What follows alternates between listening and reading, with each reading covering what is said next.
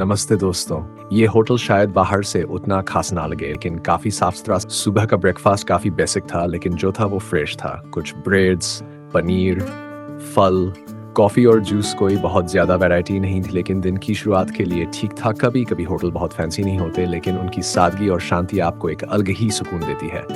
आज का दिन कुछ खास है क्योंकि हम निकल पड़े हैं एक ऐसी यात्रा पर जो हमें ले जाएगी लग्जमबर्ग के इबिस होटल से जर्मनी के ब्लैक फॉरेस्ट में बसे एक झील टिटीसी लेक तक। ये सफर हम एक टूर बस से कर रहे हैं और यकीन मानिए हर मोड़ पर नजारे इतने हसीन हैं कि दिल बस वाह कह उठता है। तो चलिए शुरुआत करते हैं लग्जमबर्ग सिटी से, जहाँ के खूबसूरत ब्रिजेज और पुराने किले जैसे एडोल्फ ब्रिज अब भी जहन में ताजा है जैसे ही हमारी बस इबिस लग्जमबर्ग सद से निकलती है। रास्ता शुरू होता है यूरोप की खुली वादियों और हरे भरे दृश्यों से गुजरते हुए। सबसे पहले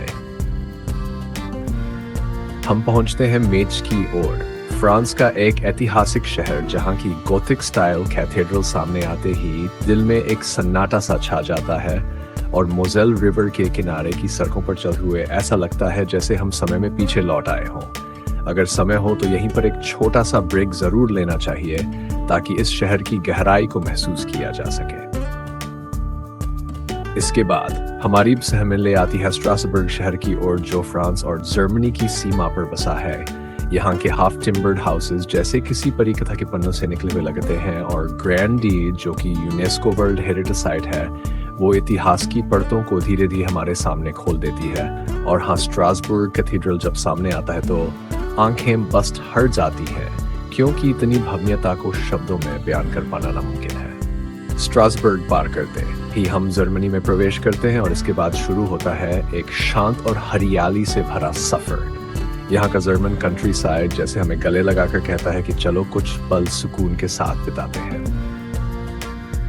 अब अगला पड़ा है फ्रीबर्ग, जहाँ आते ही एक अलग सी ऊर्जा महसूस होती है।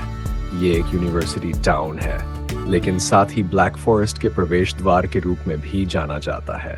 यहाँ का मिंस्टर प्लट्स और उसकी संकरी गलियां एक पुराने जमाने की कहानी सुनाते हैं जो हवा के साथ बहती चली आती है। अब दोपहर के करीब 12 बज चुके थे तो भी सामने से दिखा हमारा रेस्टोरेंट रंगोली और दिल को जैसे राहत मिल गई। अंदर जाते ही माहौल में एक सुकून था, कुछ अपना सा महसूस हो रहा था।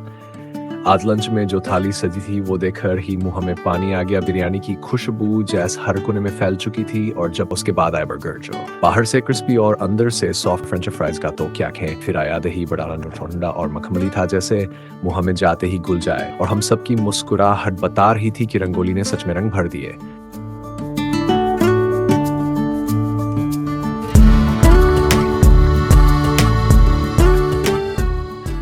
और अब हमारी बस राइन रिवर के साथ साथ चल रही है। खिड़की के बाहर का नजारा सच में किसी पोस्टकार्ड जैसा लग रहा है। नीला आसमान, ठंडी हवाएं और उस पर ये शांत बहती हुई नदी के ही पर छोटे छोटे बोट्स बहते हुए दिख रहे हैं। हर सीन इतना खुला कि बस दिल करता है सफर भी खत्म हो, पेड़ों की हरियाली और भी खास अपना रही हैं। यही तो वो पल हैं जिनके लिए हम इतनी दूर का सफर तय करते हैं। राइन रिवर का ट्रैवल एक्सपीरियंस है हमारी जर्नी का एक बहुत ही खूबसूरत हिस्सा बन गया है। यहाँ पर हम पहुंच चुके हैं टिटीसी लेक के पास। बस ने हमें पार्किंग एरिया में उतारा। वो शॉप में डेमो के लिए दिखा दूंगा एंड देन वो देखने के बाद एग्जैक्टली वो लेक टीटीसी के सामने है। ओके, तो वहाँ पे फोटोग्राफी करते करते हमें यहाँ पे आना है।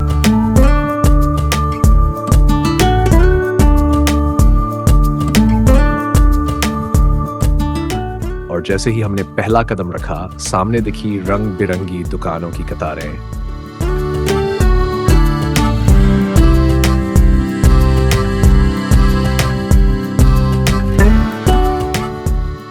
टिटीसी कोई बड़ा शहर नहीं है, ना ही यहाँ ऊंची ऊंची इमारतें हैं, पर यहाँ की सादगी, यहाँ की हवा, यहाँ की झील, ये सब कुछ आपको वो एहसास देते हैं जो बड़े शहरों की भीड़ में खो जाता है।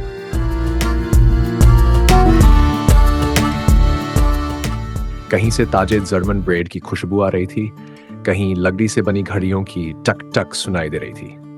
दुकानों में सजे थे रंग बिरंगे सोवेनियर्स, कोको क्लॉक्स और हाथ से बने खिलौने जो जैसे हमें खींच रहे थे अपने पास।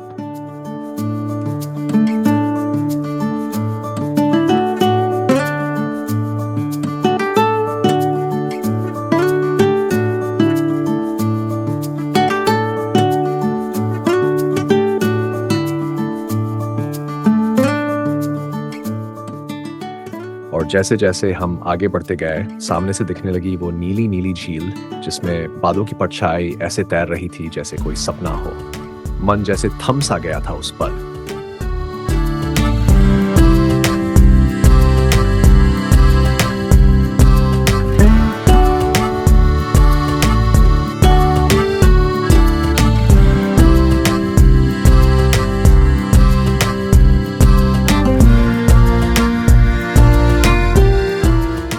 लेक की तरफ बढ़ते हुए हवा में एक ताजगी थी, जैसे किसी पोस्ट कार्ड के अंदर चल रहे हों।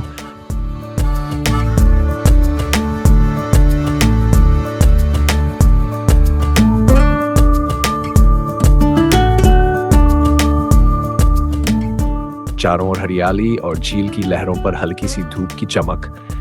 मन बस ठहर सा जाता है। सब कुछ बहुत ही शांत, बहुत ही सुकून देने वाला।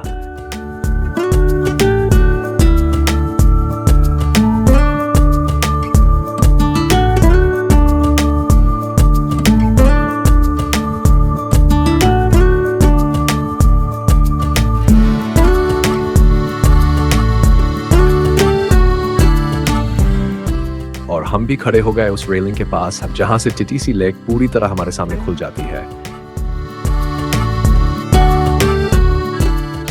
एक पल को सब कुछ रुक सा गया था। बस एक शांति, एक सुकून, यही है टीटीसी लेक की असली खूबसूरती जो महसूस होती है दिल से। थोड़ा समय लेक के पास बिताने के बाद जब वापसी की ओर लौटे तो रास्ते में एक कोको क्लॉक शॉप ने हमें रोक लिया। शॉपकीपर ने बहुत ही आत्मीयता से समझाया कि कौन सी घड़ी किस वुड से बनी है, कौन सी हाथ से बनाई गई है और किस में ऑटोमेटिक म्यूजिक प्ले होता है। उनके चेहरे पर अपने काम के लिए जो गर्व था वो साफ झलकता था। उन्होंने बताया कि कुछ क्लॉक्स जर्मनी के मशहूर ब्लैक फॉरेस्ट रीजन से आते हैं और उनकी कीमत टॉप यूरो से लेकर कई 100 यूरो तक जा सकती है, लेकिन हर एक घड़ी अपने आप में एक कहानी है।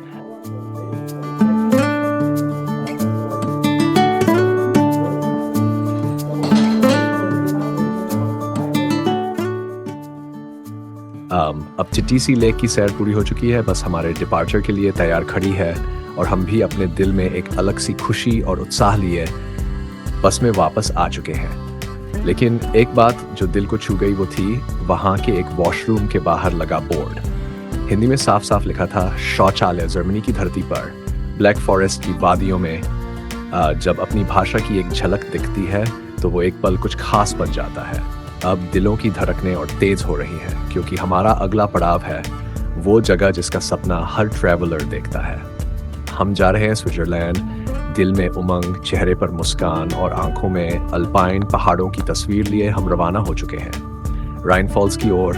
रास्ते में जर्मनी के कई शहर पीछे छूटते जा रहे हैं, हर मोड़ पर एक नई कहानी, हर खिड़की से दिखता कोई अनजान लेकिन खूबसूरत नज़ारा। कभी छोटे छोटे गांव तो कहीं खेतों के बीच से निकलती सड़कें। सब कुछ जैसे किसी यूरोपीय फिल्म का हिस्सा लग रहा हो।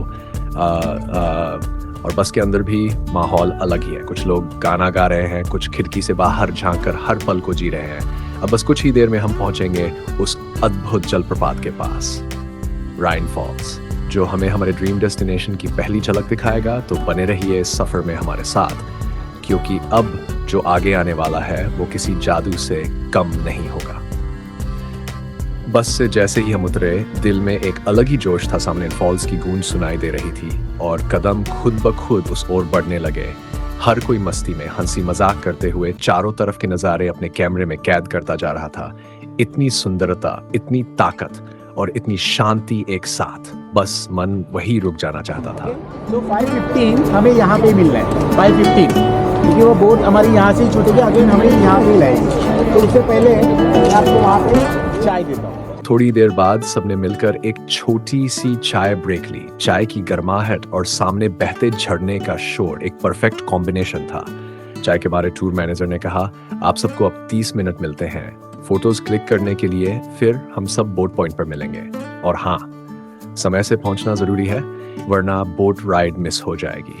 इतना सुनते ही सब फिर अलग अलग दिशा में बिखर गए। कोई किनारे पर बैठा तस्वीरों में खो गया। हर एक पल में एक कहानी थी, हर फ्रेम में एक जादू था।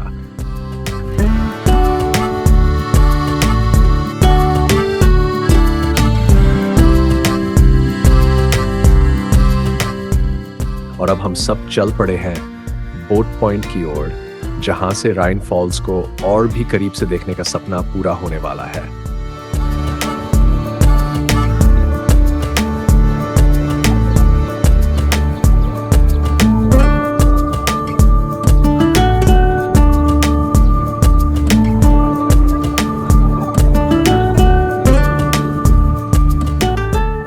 हम अब एक पीले रंग की बोट पर बैठ चुके हैं और दिल की धड़कनों के साथ बोट धीरे धीरे पीछे की ओर सर रही है। हवा में हल्की ठंडक है और हर किसी के चेहरे पर एक अलग सी चमक है। थोड़ी ही देर में बोट ने दिशा बदली और अब हम सीधे राइन फॉल्स की ओर बढ़ने लगे हैं। सामने से जो नज़ारा आ रहा है उसे देखकर कुछ पल के लिए सब कुछ थमसा गया है। चारों तरफ से सिर्फ पानी की आवाज़ गूंज रही है और उस आवाज़ में एक ऐसा संगीत है जिसे कोई भी इंसान हमेशा के लिए अपने दिल में बसा लेना चाहेगा। बोट धीरे धीरे उस फॉल्स के करीब पहुंच रही है, जहां पानी इतने वेग से गिरा है कि उसका शोर दिल की धड़कनों से भी ज्यादा तेज लग रहा है।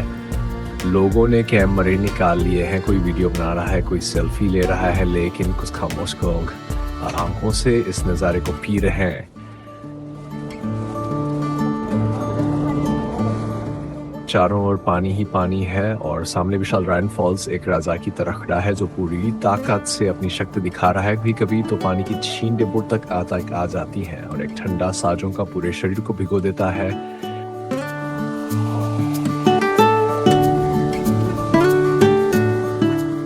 बोट के गाइड ने बताया कि राइन फॉल्स यूरोप का सबसे पावरफुल वाटरफॉल है और इसे देखने हर साल लाखों टूरिस्ट आते हैं और जब आप यहाँ होते हैं तो आपको पता चलता है कि जगह इतनी खास क्यों है। बोट अब बिल्कुल करीब पहुंच चुकी है और हम सब लगभग उस पानी के गर्दन के ठीक सामने खड़े हैं। चारों तरफ से पानी की बौछारें आ रही हैं और लोग हंसते हुए एक दूसरे बचाने की कोशिश कर रहे हैं। बच्चों की हंसी, कैमरों की क्लिक और उस फॉल्स की दहाड़, सब कुछ मिलकर एक ऐसा माहौल बना रहे हैं जो किसी फिल्म से कम नहीं लग रहा। कुछ लोग हाथ फैलाकर उस ठंडे झोंके को महसूस कर रहे हैं। किसी के चेहरे पर हैरानी है, किसी के चेहरे पर शांति है और किसी के आंखों में नमी है। शायद किसी याद ने छू लिया होगा। बोट थोड़ी देर के लिए वहीं रुक जाती है और हम सब बस उस दृश्य को निहारते रहते हैं। वहां समय जैसे रुक गया है। फॉल्स का शोर अब हमें शांत लगने लगा है। ऐसा लगता है जैसे हम किसी और ही दुनिया में आ गए हैं, जहाँ कोई चिंता नहीं, कोई भाग दौड़ नहीं। थोड़ी देर बाद बोट ने फिर से अपनी दिशा बदली और अब हम वापस लौटने लगे, लेकिन दिल वहीं रह गया। राइन फॉल्स के उस शोर में, उस ठंडक में, उस सफेद धुंध में लौटते हुए सबके चेहरे पर संतोष है, एक सुकून है और कुछ चेहरे अभी भी उस अनुभव से बाहर नहीं निकल पाए हैं।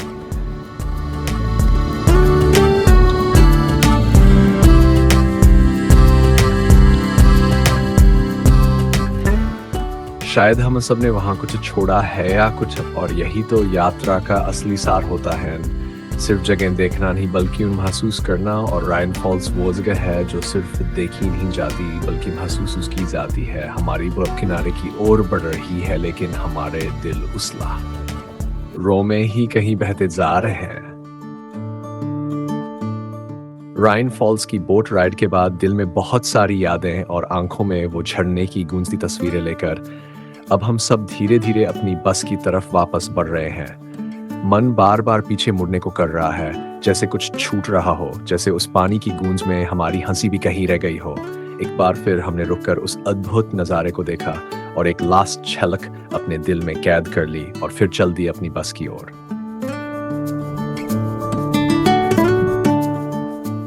आज का सफर बहुत लंबा रहा। सुबह लग्जमबर्ग से निकले और अब हम स्विट्जरलैंड की सरहदों के बीच रहे। लगभग 80 किलोमीटर की बस यात्रा में हमने जर्मनी की हरियाली को पार किया, ब्लैक फॉरेस्ट की वादियों को देखा और फिर पहुंचे टीटीसी ले की खूबसूरती में खो जाने। टीटीसी की शांत झील और छोटी छोटी दुकानों के बीच से गुजरते हुए उस ले की शांति को हमने अपने अंदर उतार लिया और फिर राइन फॉल्स की रफ्तार भरी बोट राइड ने जैसे मन को जोड़ दिया। लगा जैसे प्रकृति अपने पूरे शबाब पर है और हम उसके मेहमान। एंड विंडो के बाहर स्विस माउंटेन्स की हल्की सी हसीन साउंडस्केप। अब हमारी बस स्विट्जरलैंड के खूबसूरत रास्तों से होकर गुजर रही है। सड़क के दोनों ओर हरे भरे खेत, पहाड़ और कभी कभी गुजरते छोटे छोटे गांव, सब कुछ एक पेंटिंग सा लग रहा है।